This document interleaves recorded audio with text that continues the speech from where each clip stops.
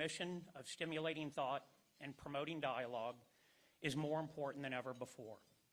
And we look forward to sharing an incredible lineup of programs for you this season. Now I invite Reverend Tim Skank from the Episcopal Church of Bethesda by the Sea to come forward and provide the invocation. Please stand if you are able.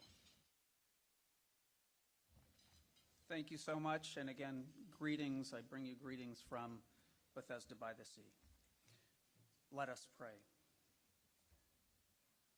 Most holy and gracious and life-giving God, we thank you for your presence among us as we come together to listen and reflect, to challenge and be challenged. We thank you for the rich variety of voices and diversity of opinions that mark our gathering today. Inspire in us a spirit of toleration and cooperation. Help us to value our differences, to revel in our common life, to be bearers of hope rather than fear, to awaken in our hearts a passion to preserve the dignity of every human being. In this moment, we give special thanks for the recently released hostages in Israel, and we continue to pray for a lasting peace in the Middle East. May God richly bless our time together, and may we be witnesses to God's mercy and loving kindness in this community, this state, and throughout the world. All this we ask in your most holy name. Amen.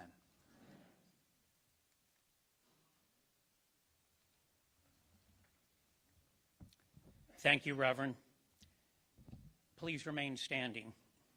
Now it is my personal privilege to invite three very special guests to lead us in the Pledge of Allegiance and the singing of God Bless America. Please join me in welcoming to the stage my three daughters, Eve, Olivia, and Fiona.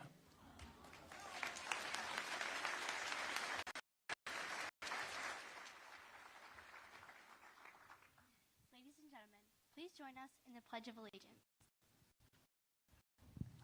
I pledge allegiance to the flag of the United States of America and to the republic for which it stands, one nation, under God, indivisible, with liberty and justice for all. Ladies and gentlemen, please join us in the singing of God Bless America. God bless America, land that I love. Stand beside her and guide her through the night with the light from above. From the mountains to the prairies, to the oceans, white with foam. God bless America, my home, sweet home. God bless America, my home, sweet home.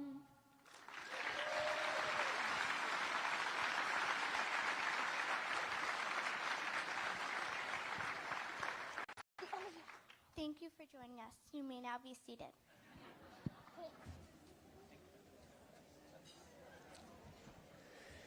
Thank you, girls. Great job. God, you have young kids, so that could have gone one of two ways, right? Yep. I'd also like to extend a very special thank you to my incredible wife, Christina, for getting the girls here today and being the CEO of our family every day. Governor, I may need you to sign some permission slips to explain why the girls were not in school today. You may have noticed that we started a few minutes early. We are also going to move a few of things around on our normal agenda and order of events to ensure that we have ample time for today's discussion. So please stay seated at the conclusion after the Q&A session for our announcements. We're now accepting questions for the Q&A portion of today's program. If you have something you would like to ask Governor DeSantis, please write it on the index cards found on your table, raise your hand in the air, and one of our volunteers will bring them to the head table. You can submit questions throughout the program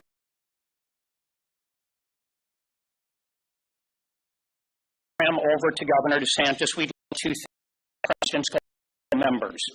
They are Sarah Alsofrom with GL Homes, Barbara James with Baptist Health South Florida, Don Cass, Florida Power and Light, Barbara Sufflis Noble with the J.M. Rubin Foundation, Caroline Villanueva with Florida Crystals, Catherine Rossmel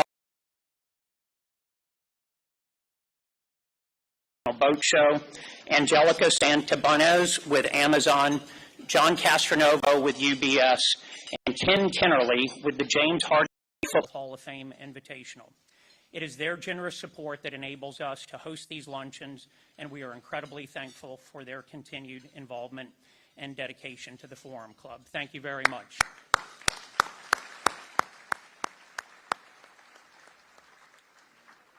So Governor DeSantis' bio was shared with everyone prior to today's program, therefore I will not restate it. So without further ado, ladies and gentlemen, please help me in welcoming the 46th governor of the great state of Florida, Ron DeSantis. Welcome. Thank you. Good afternoon, Palm Beach. Great to be down here. Thanks so much. Please be seated. Thank you. Thank you. It's great to be down here. I know it's going to get increasingly more crowded as this year and the next year goes, but that just goes to show that you must be doing something right down here. It's interesting because when I think about Florida and kind of what we've accomplished, I'm also thinking about next year's the 250th anniversary of the Declaration of Independence, and so we're doing America 250, and we're doing a lot of different stuff like that, and I'd like to think that when we're doing what we're doing now, that we're reflecting those principles. But I thought back to that founding era, and there was a debate that three of the founding fathers had. It was Dr. Benjamin Rush, Ben Franklin, and Thomas Jefferson. And the debate that they were having was, what was the world's oldest profession? And Dr. Rush, as a physician, said, well, you know, if you look, Eve was cut out of Adam's rib, so it must have been the physician, the doctor. You needed a doctor to be able to do that. Well, Thomas Jefferson, who, as you know, designed Monticello, University of Virginia, said no. The world's oldest profession is the architect, because it was the architect that brought order out of all the chaos. Benjamin Franklin replied, no, that's not true. The world's oldest profession is the politician. Who do you think created that chaos in the first place?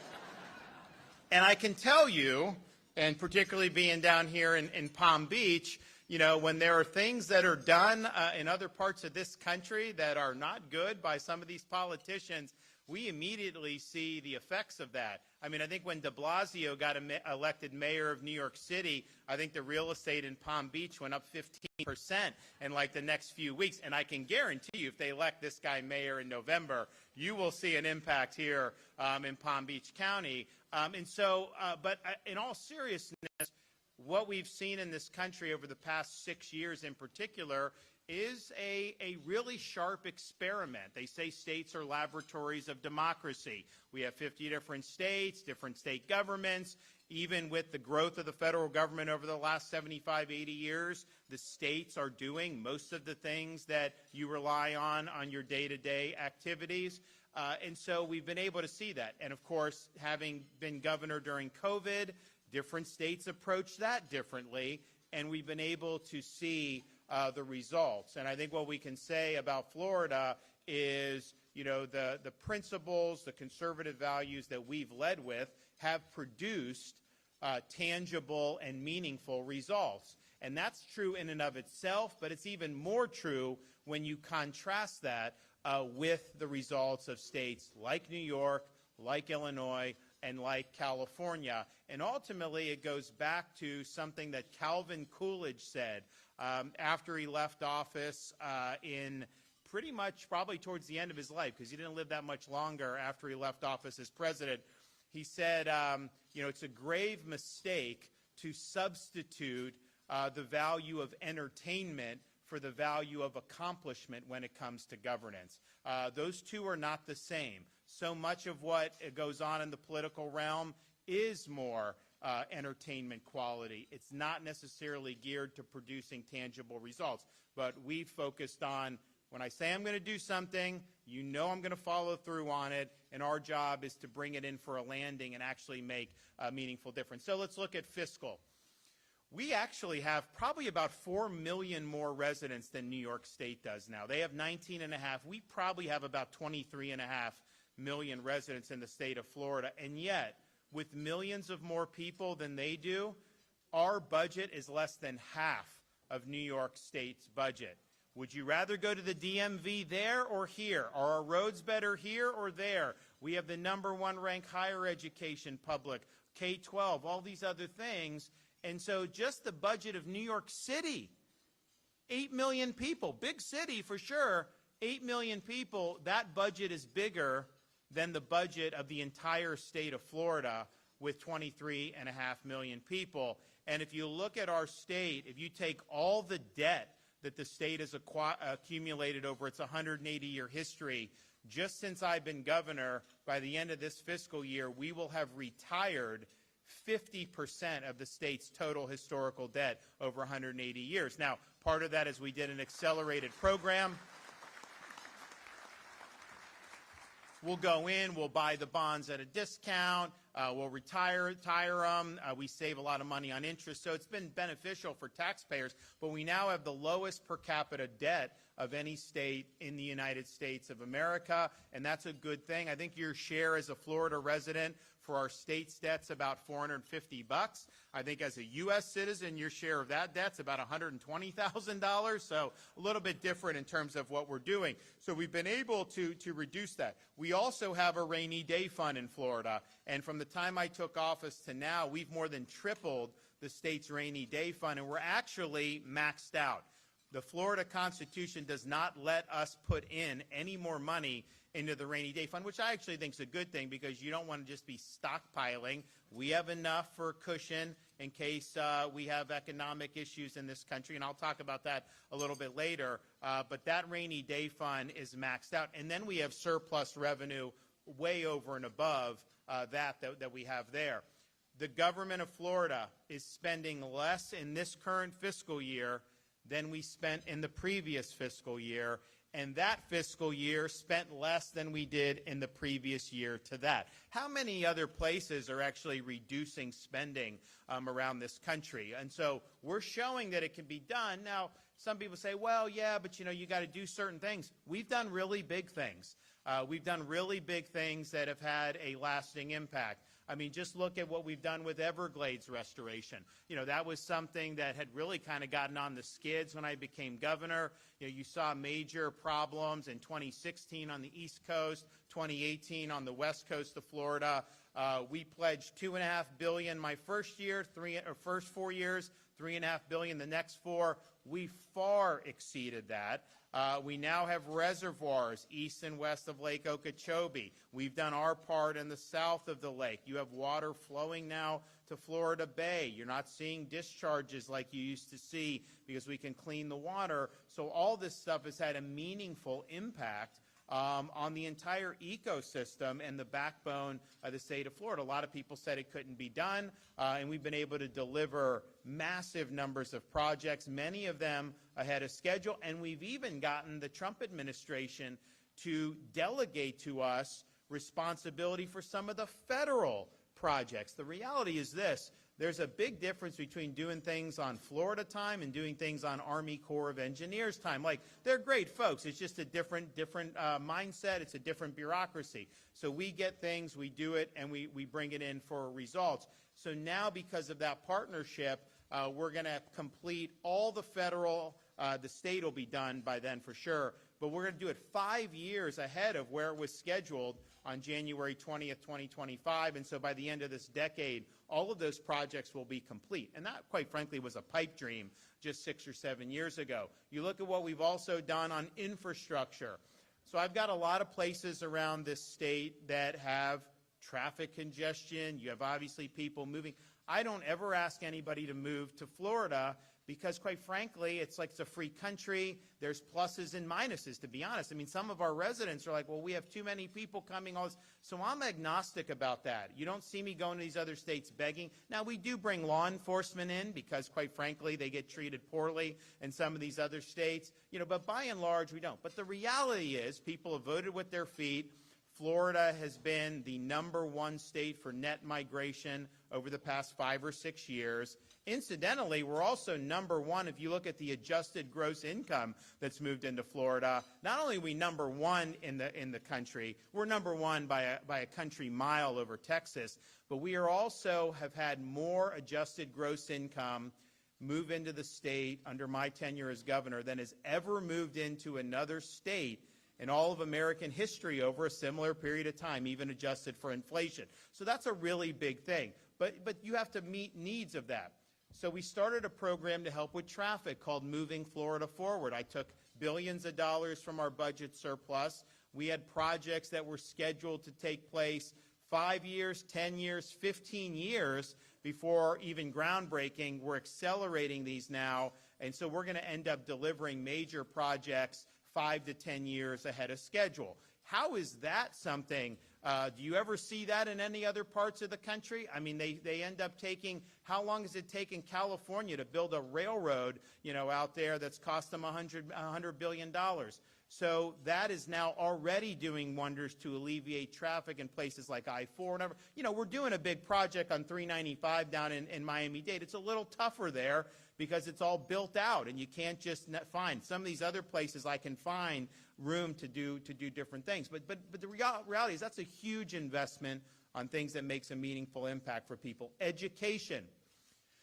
We have not raised tuition for any of our state universities 1 cent since I've been governor. So it's $6,300 for a Florida resident to be able to go to now the top-ranked public university system in the country 10 years in a row by U.S. News and World Report. We've been able to do that in part because we've invested resources in there. We also have a Bright Futures program where, honestly, if you can get into UF and some of these schools now, you usually can get your tuition taken care of. But we've had a big focus on supporting that, supporting people, not necessarily going to college, apprenticeships. We've more than doubled those since I've been governor. And then K-12, we have the highest per pupil spending we've ever had. Not that that's a great barometer, because some of the places that spend the most money are horrific school systems around this country. But we have shown a willingness to put resources there, including, because people will say, pay teachers more. Well, the way Florida works, if you increase money, it goes to the school districts, and then they divvy it up how they see fit. So there's bureaucracies that get serviced. There's other things that get serviced. So we created with the legislature something called a categorical teacher pay appropriation. So we started with $500 million. This year we did $1.38 billion. And it can only be used to increase teacher salaries. And so the school district's hands are tied, and they've got to do that. And so we've been able to take the average minimum salary. It was like $40,000 when I became governor, and now it's about $50,000 statewide, so a 20% increase. So, and I think it's been good, but the reality is that's a big investment. That's a multi-billion-dollar investment. So, and not only have we been able to do big things there, we've done more tax relief than ever has been done in the history of the state of Florida. The thing about, we don't have an income tax, and we never will as long as I have anything to say about it. But it's harder to cut taxes when you don't have that. We use sales taxes mostly, what the state does, and your food has never been taxed, the groceries, medicine, things like that. We've also made baby items permanently tax-free. So your diapers, wipes, strollers, cribs, all that stuff is no longer taxed in Florida. We didn't end up signing that into law till I think about 4 or 5 years into my tenure, just as my youngest was getting out of diapers. My wife asked me, why didn't you do this your first year? We would have saved a lot of money, but you get there. So we do that. So we've done, and we also were the only state that had taxed commercial rent. We eliminated the business rent tax in the state of Florida. How many places are abolishing taxes like we are? So billions and billions of dollars of tax relief, including eliminating taxes like the business rent tax, doing big things that benefit the state, and yet paying down debt and running surpluses and even decreasing your budget year over year for the last 3 years. So don't tell me this can't be done. It can be done, and we've shown that it can be done. We also had to deal with certain challenges, and when COVID-19 happened, you saw, I think, a hysteria take hold in the media, amongst some of our professional classes that, as you looked at the data, was just not consistent with what the data was showing. And so the decisions we were having to make early in that were not popular at the time. Certainly, I got a lot of flack from media, political opponents, even people in my own party, and we were going against the machine. But, I looked at it and I was like, you got to have people have a right to work and put food on the table for their family. People have a right to operate business. Kids have a right to be in school and learn in person like it was supposed to be. So we went and we charted that course. And, you had some local governments, Palm Beach, Miami, some of those that were very restrictive. And I had to come over the top rope at some point and just say, no, we can't do this anymore. We have got to make sure everybody, this all applies statewide. We're not going to be, I'm not going to let you fine people if they don't have a mask on. I'm not going to let this, I'm not going to let that. And we got a lot of flack for that. It's interesting, though, now everyone claims they were for what I was for all along.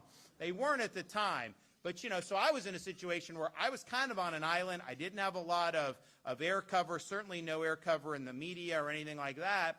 But I knew that this was the right path, and I wanted people to be able to make their own decisions. And so I had people just tell me, well, just mandate masks. Just do something just so people don't.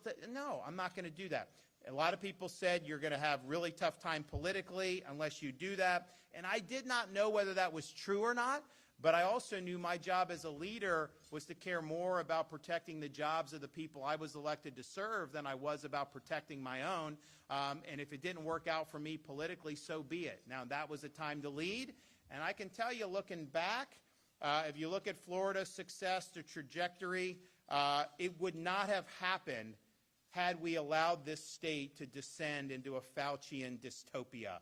It would not have happened had we not empowered people and protected their rights when it really, really mattered. And so if you look at now, CNBC.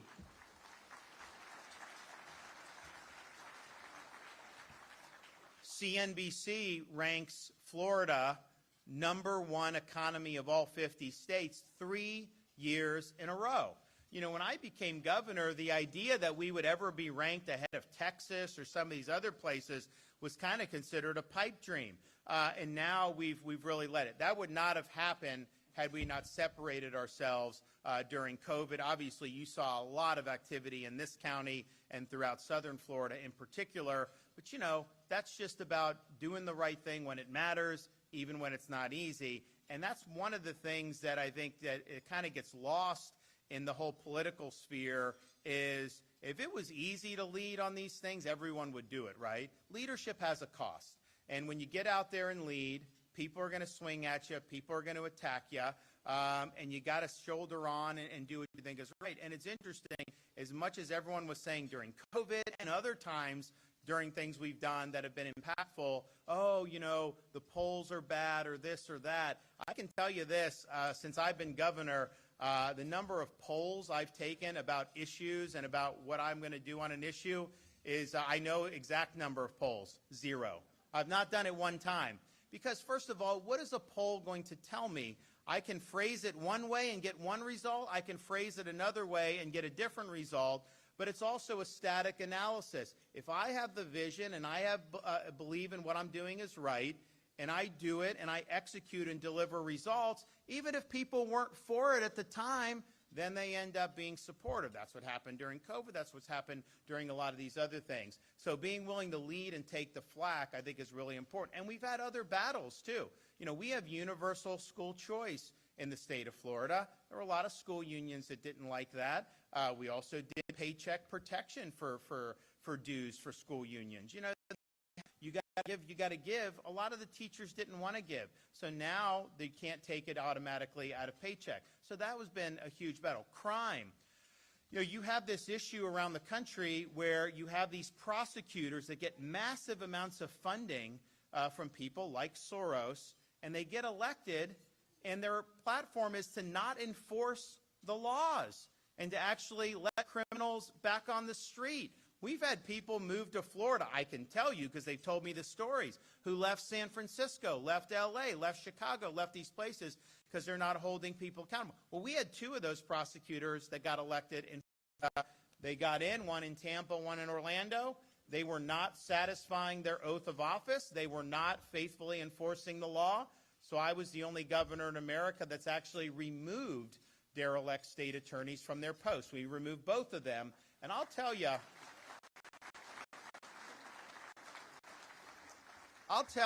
there's times when you do things like education, school, you think you're helping people. I think you are, and what would happen if someone didn't have a scholarship, or what happened this? And it may be very bad.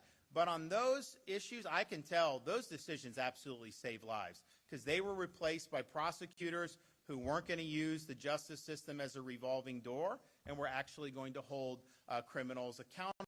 And, people say, oh, your inmate population has increased, in Florida.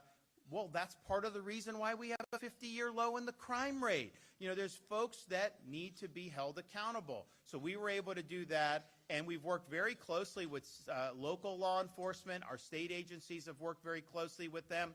We started this program, during COVID, we did $1,000 bonuses for all police and fire and EMT 3 years in a row. And then we did a recruitment bonus of $5,000 that new law enforcement officers from within the state, the younger people, and recruits from out of state, if you come from San Francisco to Palm Beach, let's say, Sheriff's Department, you get a $5,000 bonus right off the top. That is a signal that we've got your back. Yeah, the money's nice. $5,000 isn't what it used to be, and kind of before inflation, it was a lot different. But it's helpful on the margin for folks, but that's not what really is the impact. The impact is, the state of Florida cares about what we do, that they're going to give a $5,000 bonus to start, and this is reverberated around the country. I remember I was on the West Coast a couple years ago, and I talked to a police chief in one of the nicer areas of Southern Cal, and I said, how you guys doing? He's like, I'm doing great, Governor, but all my police officers want to move to Florida now, and that used to not be the case. And so we've been able to do it. So we're a law and order state. We've not only talked the talk, we've walked the walk. It's not just statistics to say we have the 50-year low in the crime rate. That has an effect on people's lives. And of all the people that have moved to Florida, and they talk about different reasons, yeah, no income tax, yeah, during COVID, people were fleeing some of the madness, yeah, there's problems in education, some of these other states. All those are factor. Number one factor, by far, public safety. People didn't feel safe in some of these places, and so Florida was really the refuge. So we've led and we've delivered on that.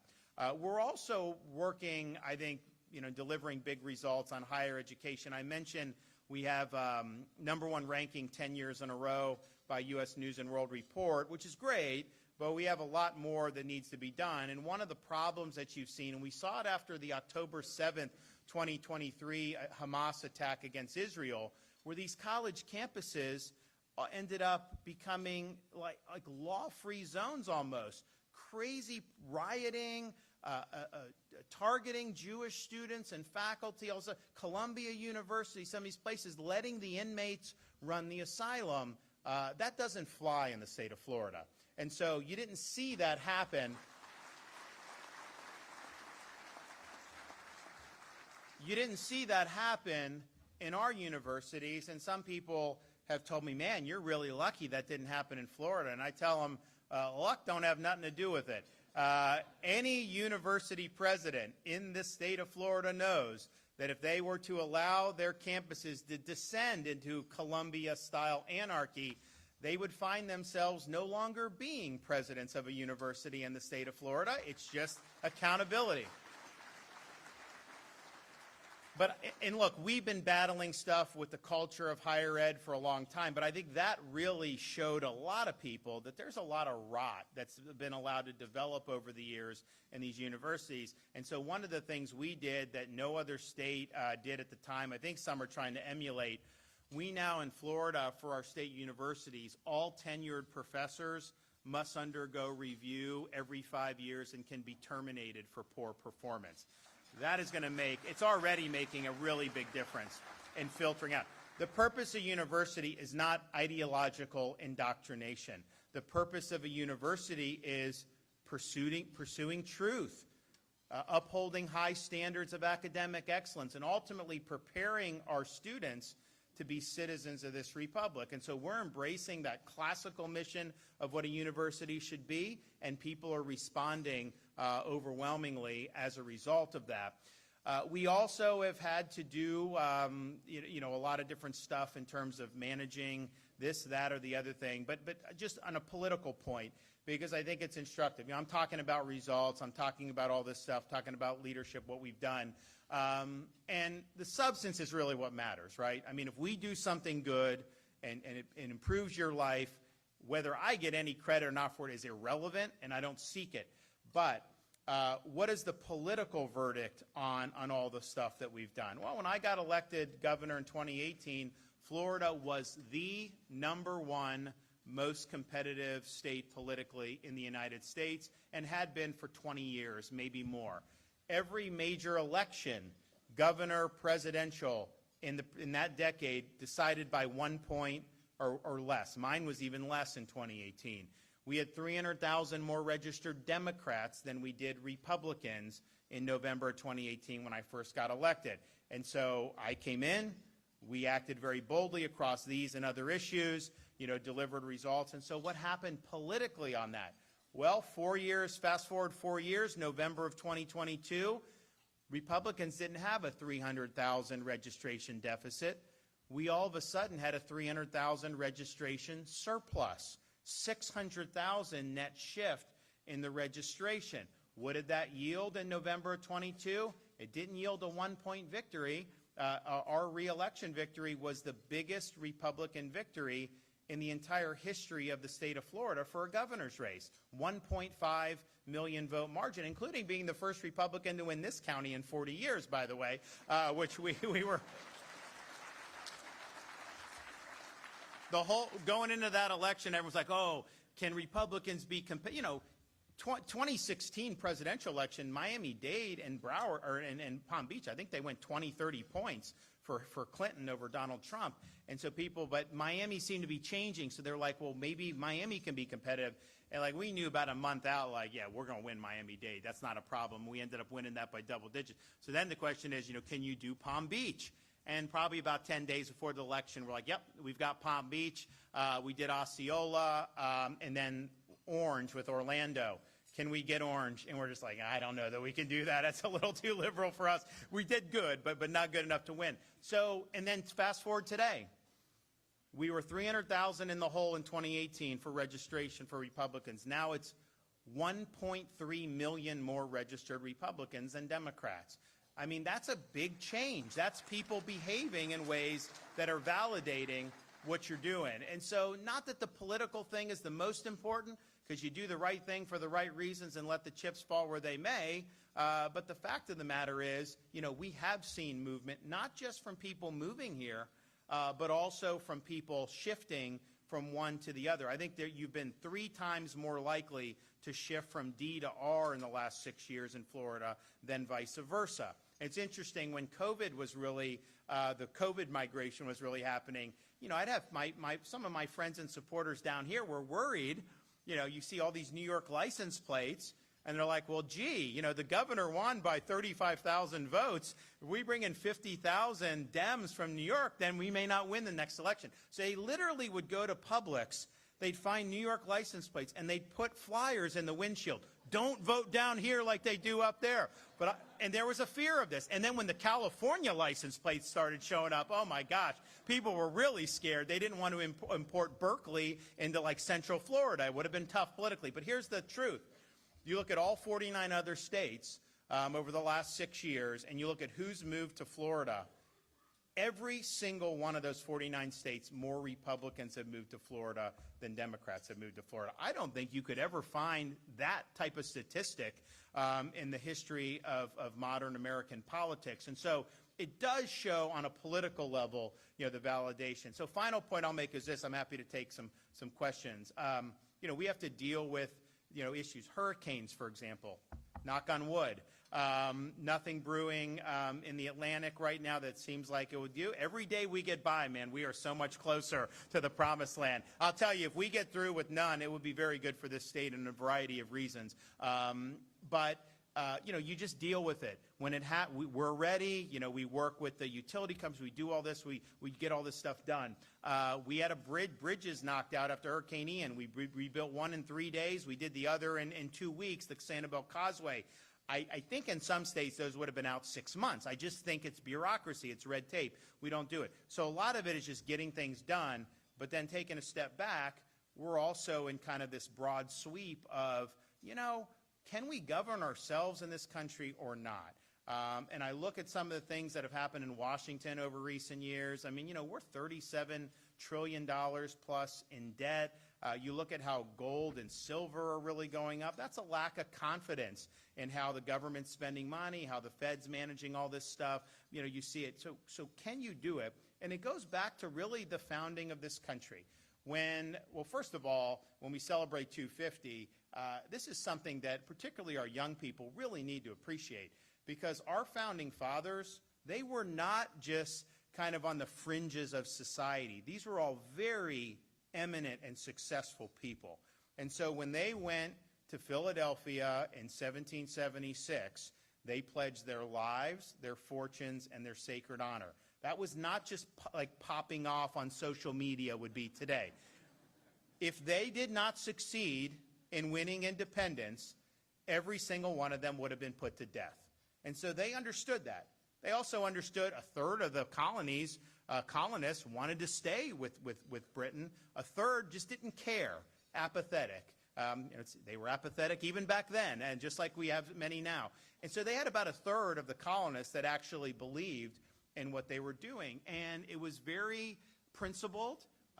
They were not actually being overtaxed as we would consider that today, but it was the principle. If someone could tax you even a little bit without having representation, you're giving up your freedom to give away that power to somebody that you don't have a say in holding accountable. And so they were willing to risk it all for a very important principle, and also just the idea about, where do your rights come from? They believed, as the Declaration said, endowed by God with certain unalienable rights, and then the people loan the power to the government to protect those rights. But those are pre-existing rights. Those are not rights that the king is granting to you, which is how most people conceived of politics back in those days. The Founding Fathers bucked that trend and did it. So they put it all on the line, and we should appreciate that. They also, it wasn't easy. Just winning the war was not easy, but then actually creating a framework where you could have success. They win the war and things are really falling apart. They didn't have a federal government that could really do anything. Some of the states were out of control. And so they meet in Philadelphia the next decade, 1787, to try to create a constitution. Up to Philadelphia, very eminent people, Washington, Franklin, Madison, Hamilton, a bunch of them, and they had studied the sweep of history. They studied every republic in the history of mankind.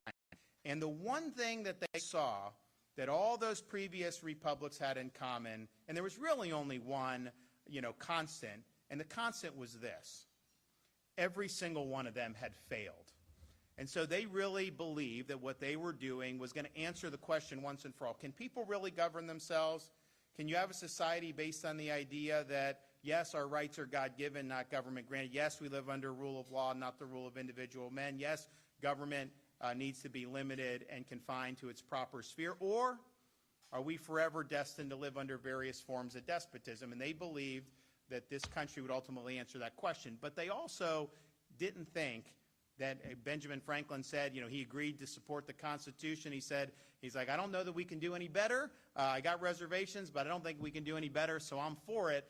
It wasn't that they thought that would end it. In fact, when Franklin walked out of that convention, he was asked, Dr. Franklin, did you give us a republic or a monarchy? And his answer was, a republic if you can keep it. They understood you could have the best Declaration of Independence in the world, the best Constitution in the world. These things don't run on autopilot. They require every generation of Americans to defend them, defend freedom. Sometimes that means even putting on a uniform, risking your life, and even giving the last full measure of devotion for service to this country. And so when we're doing what we're doing and we're dealing with all these important issues, we also got to be mindful of this is still an experiment. This is still an experiment about whether free people can actually govern themselves successfully. And I like to think, no, I know it's the case that what we've been able to do in the last 6 years in Florida shows that, yes, not only can you do the right thing, not only can you deliver results, but you can thrive like the states never thrived before. So thank you all. God bless you. I'm happy to take some questions.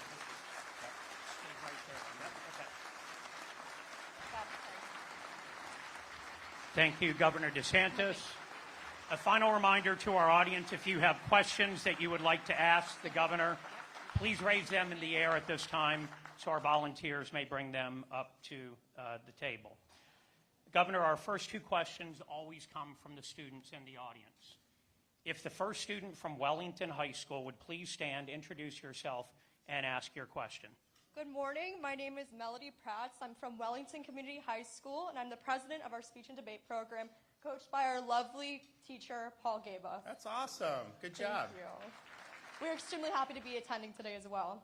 Many states, as we know, have faced challenges in recruiting and retaining qualified teachers. How does Florida intend to stem this tide to provide young adults such as myself and my table with quality educators while also maintaining high expectations for student achievement? Great. Are you a senior? I am. Do you know what you're going to do after the school year? I'm hoping and majoring in entrepreneurship and international relations. Do you know where you want to go? My goal is to go to George Washington University in D.C. Okay, yeah, G-Dub. Okay, well, good luck to you. In our speech and debate, by the way, we had like 10 districts that had this when I became governor. Now every single school district in Florida has it. We're actually going to be rolling out, because we do a competition every year, we're going to do cash prizes for the first, second, third place, pretty big ones too, and really continue to do this and do some other stuff in conjunction with America 250. So I'm glad you're doing it. So, well, first of all, we've done a lot on teacher shortage. So be careful, anything with it, just so people know. If they're citing statistics from the teacher union, just understand those are political statistics. And so I remember a few years ago, all of a sudden they're talking about Florida having the teacher shortage. And I was like, I asked my guys, I'm like, are we the only ones that are having this? They're like, no, 30 states have more. And I was like, well, why are they always focusing? Oh, I know why they're always focusing on Florida. That's just what they do. So we've done a number of things. One, we've raised the average minimum salary, as I mentioned, about 20%. From the time I've been, not that it's everything and not that you're going to do it to get wealthy, because you're not going to get wealthy, but, we want it to at least be attractive for folks to start out. Two, we've increased apprenticeships in the classroom. You can be very smart. It doesn't mean you'll be a good teacher. There's certain intangible skills that go into it, and I think learning on the job is a great way to do it. So that has been able to get more people in the classroom, get them qualified to be jobs. We've also created alternative pathways so our military veterans can get credit for their military service if they want to go into the classroom. And we've had a number of people who've been able to teach using temporary certification. Then they do that a couple years, they get the full certification, and then they're golden. But then also, we've actually done things to help teachers vis-a-vis undisciplined students. I'm sorry, the inmates cannot run the asylums in our classrooms, and you have a right to make sure your classroom is orderly, and students should be held accountable if they're not going to be attentive. And we also did to allow no cell phones in the classroom, and I think that's really good. And the net result of all that is Florida, we have less than one teacher vacancy per school. So that's definitely below the national average. I think a lot of what we've done has been partially responsible for helping us get in a better spot. But I also think this issue with technology is going to continue to be a big issue. I have not seen so when we did the no cell phones, I literally had one of these leftist columnists compare me to Hitler for doing that. And I'm just thinking to myself, like, why? Now everyone's doing it. Republican, Democrat governors, they're all doing it because the results are what they are. First of all, who would want to teach when everyone's just buried on their phones? Like, what's the purpose of that? Second of all, these students, like, it needs to be interactive. I believe in being there in person. The virtual education was not a great substitute for most kids to be able to do it. So keeping these cell phones and these smartphones out of the classroom and making folks actually pay attention to what's going on, I don't think you're going to be able to be successful unless you adopt that policy. Then the question is going to be, you know, this whole artificial intelligence. And there's a whole host of things, you know, on this. But it's one thing to have technology that helps enhance the human experience. To have technology that some want to use to supplant the human experience is a different ball of wax. We as human beings can never relinquish our responsibility to think for ourselves. We cannot have school kids that just simply rely on ChatGPT instead of actually learning and retaining knowledge for themselves. So I think we did the right thing on the cell phones. I think as this artificial intelligence, although first of all, a lot of it is actually wrong when you do it, so you can't fully trust it. But I think it's going to constantly be an issue. How are we going to use technology? Do we want to supplement education, and do we want to supplement people doing things? One of the reasons I like speech and debate, you got to get on your feet, you got to express yourself. You can't just text your friends, right, what it is. You get up there, you do, and you may have to argue a point that you don't even agree with. You know, there's some people that maybe they hate the Second Amendment. Well, maybe you're going to get a resolve that you have to defend that, and you got to get out of your comfort zone, and you got to do that. That's become a lost art in this society and in this country. And so I think the basics of education are what they are. I don't think that we can let technology overwhelm or even cancel out our responsibility to learn and think as individual human beings. Thank you. Thank you so much. Thank you very much. If the second student from Palm Beach Central High School would please introduce yourself and ask your question. Hi, my name is Chelsea Wise. I'm the senior class president at Palm Beach Central High School. I'm here on behalf of SGA and our sponsor, Mr. Cordero. My question for you today is, you recently proposed the idea of eliminating property taxes. Are there alternative revenue sources that would replace those resources in the items they fund? Are you, what year are you? I'm class of 2026, so I'm a senior. You know what you're going to do afterwards? I want to go into business administration because I want to be a real estate agent. Are you going to stay in Florida? Do you know where you want to go? I want to stay in Florida. Okay, well, good luck to you. So, well, a couple things. One, it's been tough for a lot of people over these last 4 or 5 years keeping up with the costs that have gone up across the board. I mean, if you look now, affordability of homes adjusted inflation are the least affordable they've ever been. It's not just a supply issue, because like in Florida, there's been a lot of supply that's come online. People have built a lot of homes, and they've built homes in Texas and these other places. Maybe not as much in California or some of these places that have different rules, but you've had that. You look at the cost of groceries. You look at the cost of all these medical and health insurance. I thought they were supposed to make that affordable years ago. It's not, right? And so what can we do to really help people? The one thing we control, I mean, I can try to do good policy that maybe would impact some of these things in the private sector, and I think we do it in a way that, you know, that is helpful on the margins on a lot of stuff. But the one thing we control is tax, and not the state, because we don't levy property tax. It's a local function. The revenue goes to local. It doesn't go to us. I don't need any revenue. I've got big surplus. You know, we're fine. But is it right that somebody that's been in their home just constantly has to pay tax every single year? When does it end? It's almost like you're renting your home from the government. And so what we've said is not that we would eliminate it on every property, but as your personal homesteaded property, you know, we want you to be able to own that free and clear of the government. Now, what people will say is, oh, you know, you need all this money. It's interesting because, you know, we're working with the legislature to actually put something on the ballot, so you guys will be able to vote, and we're working through all these things. The vast majority of property tax revenue is not from homestead Floridian properties. It's second homes, investment properties, commercial properties, Airbnb, all those other things. It's about 68 to 70% of property tax revenue statewide. I'll bet you in Palm Beach, you guys probably even get more on that stuff because you have so many people that have nice homes who are snowbirds, right? So you have an ability to be able to do really historic relief for people that would be there. So people say, well, where are you going to get the money? Well, how come nobody asks, why can't government spend less money? And here's the thing. Here's the thing. And this is, so we created basically, so we're doing audits of state universities and state agencies too. But we created something called the Florida Agency for Fiscal Oversight. And we do these FAFO audits now. Blaise Angolia is our chief financial officer. And he does these county and city audits. $200 million in overspending in Orange County, $200 million in overspending in Jacksonville. The mayor spent $80,000 to create a hologram of herself at the airport. So you see all this stuff.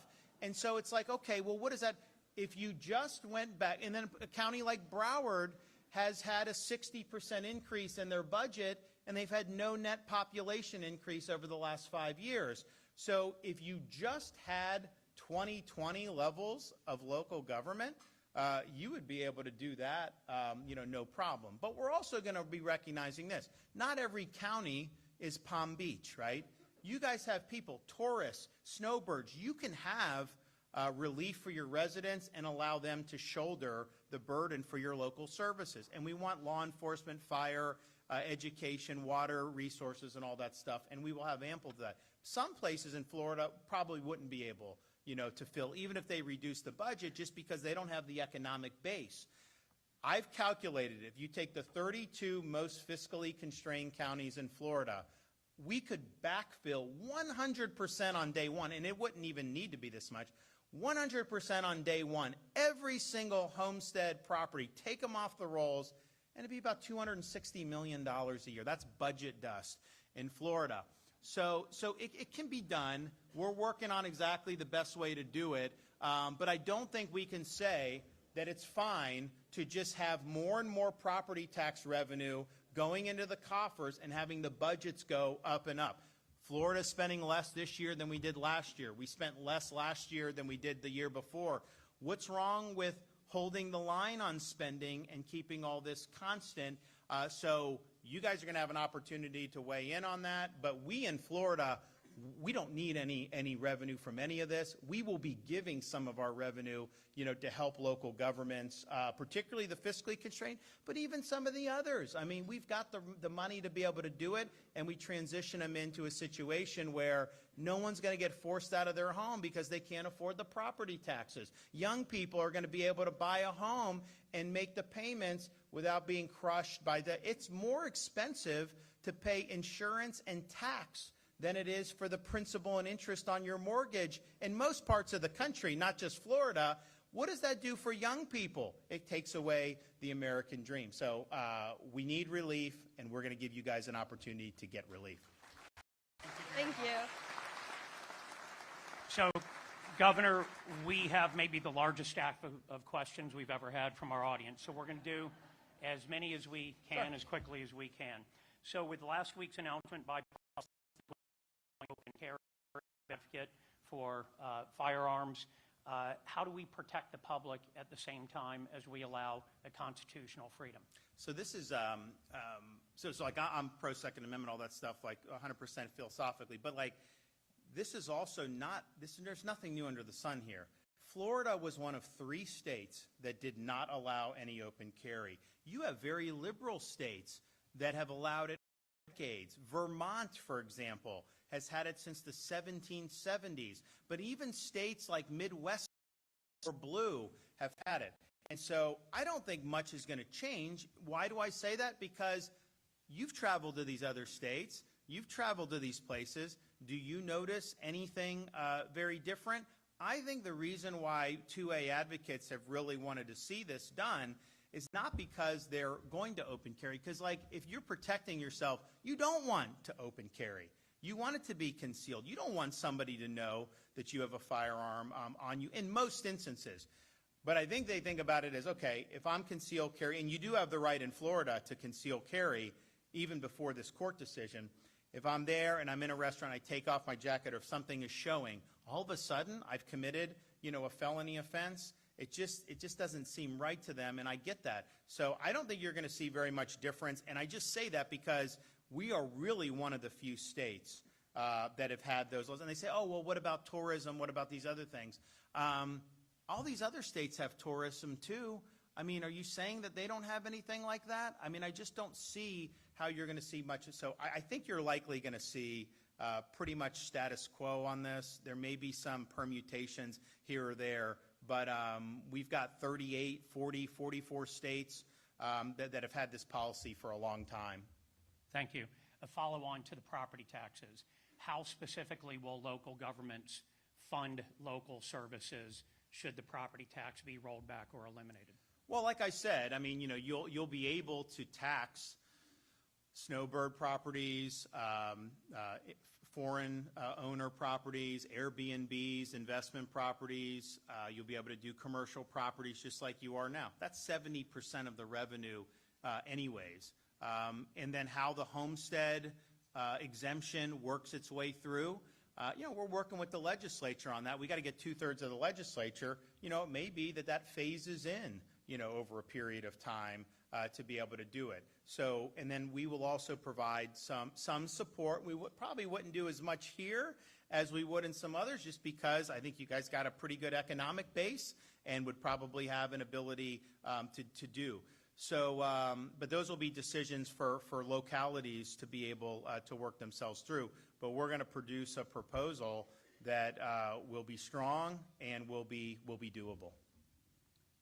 Another education question. We're witnessing the dismantling of the U.S. Department of Education. What impact will that have on Florida education, if any at all? So here's the thing on that. I think that the federal Department of Education, I mean, first of all, obviously it hasn't worked, right? I mean, like, it was done in the late 70s. Does anyone think we've had a good run on K-12 education in this country since the late 70s? Of course not. We just haven't. And so they've done things, and they try to condition behavior on getting money and all this stuff. Like, for example, we were doing, what was it that Biden threatened us with? Maybe it was the school masks. We said kids can't be forced to wear it. If a parent wants to put it on them, that's up to them. But, that's your right as the parent. And I think they threatened to take away school lunch money from us to be able to do that. And I'm just thinking to myself, like, you do not want them to be, and we just said, you know what, we'll call your bluff, and they ended up not taking it away. But why would you want to be? So philosophically, I'm totally sympathetic, devolving that to the states. The problem, I think, just functionally that we're seeing is Congress has never actually dismantled it, right? Congress has not passed a law on this. So there's certain things that are being done internally through the bureaucracy, but all those programs are still on the books. I mean, it's the same thing with FEMA. Give me more responsibility. I'm totally good with that. Obviously, we don't really use FEMA like these other states do. The preparation and the initial response, we handle that. I think we've used FEMA for some Coast Guard support, but we do not expect FEMA to come in and run these hurricane response for us. But after a hurricane, there are certain federal programs, individual assistance for a homeowner. There are certain programs to reimburse local governments. And so, okay, well, how are you going to work through that?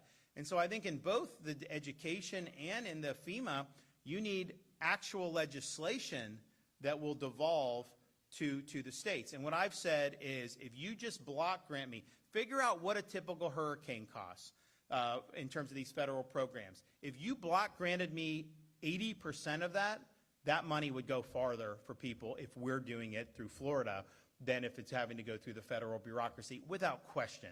But that hasn't been done in law, and I'd say the same thing is true with, they said they want to block grant money for K through 12. Well, I think you probably have to change the law to do that. And so philosophically, I'm agreeing with both of those, but I think functionally Congress is going to have to step up and actually ratify, these executive actions. Governor, I know you have another appointment that you need to get to, and we are grateful for your time. We have one final question for you. Okay. You served in the U.S. Navy. Thank you for your service. You were attached to a SEAL team. What lessons did you learn in your military career or during that SEAL team attachment that you've been able to implement in office as our governor? Yeah, I think it's a good question. So, when you're in those types of situations, so I was in like Fallujah, Iraq, Ramadi, all that stuff, kind of at a time when it was initially very dicey and kind of the tide turned while we were out there. But those are situations where you have your individual responsibility, but it's also part of a broader team effort. And, if one person fails, it's not just that you personally had a failure, it's that, people could die as a result of that. You're letting down other people. So I think what motivated everyone, regardless of where you were in the cog on that wheel, you didn't want to let down, the people that were there with you. And it was really thinking about those other folks. And so, part of how, I do with leadership is I got to protect my people, right? I mean, if they're out there and they're doing the right thing, you've got my support. You go do it. As long as you're working hard, as long as you're doing it with honor and integrity, and you're getting the job done, I don't care if the media attacks you. I don't care what happens with any of that. You've got my support. And I would much rather them get praise and me take the criticism than vice versa. So I do think that that's part of just viewing things as a team that I've always carried with me as, from a naval officer and all the different things. But then it's interesting. I've been in certain areas where that wasn't as true. I'm a three-term U.S. congressman that has recovered fully from that experience. It's not exactly the same there. A little bit of problems with kind of how they see things. But I think on our administration, we do. And look, this is just a fact. We've had 6 major hurricanes in 7 years. Irma, I wasn't governor for. Michael happened right before I got elected governor, but we really had to do the medium and long-term recovery there. We had to do Hurricane Ian. We had to do Idalia. We had to do the 2 last year majors. And we also had a third, Debbie, no one talks about, which wasn't a major, but was there. If you look at the response that the state of Florida leads, and our locals do a great job working with us, Hurricane Milton, 4.2 million power restorations in 72 hours. You have FPL and Duke and all them, but you also have these rural co-ops have linemen ready to go, municipalities now. We've created a culture that we're going to get the job done. We're not asking to do this. We hope that we don't have to do it. But look, we're a peninsula sticking out in the middle of a very tropical part of the world. It's just something that we've got to prepare for. And when it happens, you do it.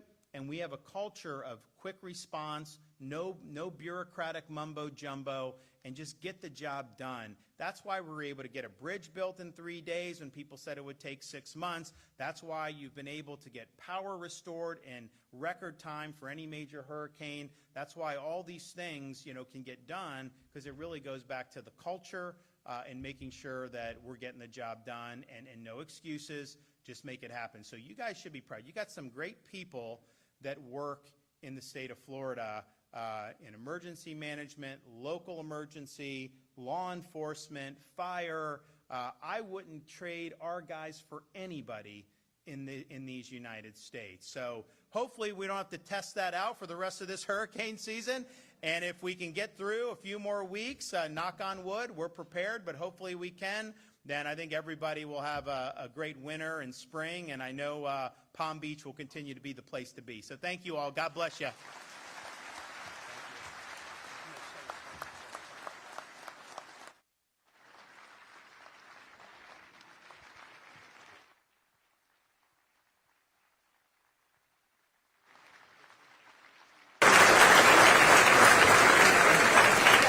If everyone could please take their seats, we have a little bit more program to go. Governor, thank you for extending. He gave us 10 more minutes than his schedule actually allows. We started early. We're ending a little early. We're grateful that he accommodated us.